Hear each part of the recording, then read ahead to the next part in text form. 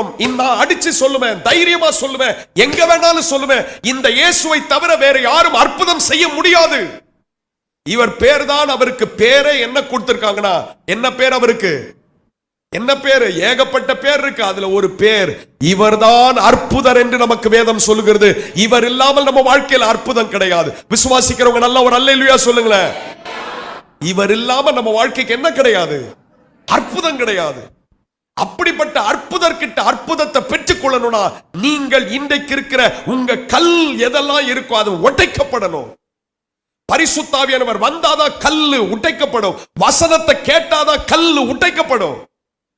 இன்னைக்கு அந்த கல் உடையலனா நான் சொல்றேன், இது போல இன்னைக்கு ஜெபம் போல இல்ல, இது போல 10 ஜெபத்தை வச்சா கூட எனக்குள்ள ஒரு மாற்றமும் வராது. இன்னைக்கு ஏன் சிலர் வந்த வண்ணமாவே போறாங்கன்னா, நான் ரொம்ப கஷ்டப்படுறேன், வருத்தப்படுறேன்.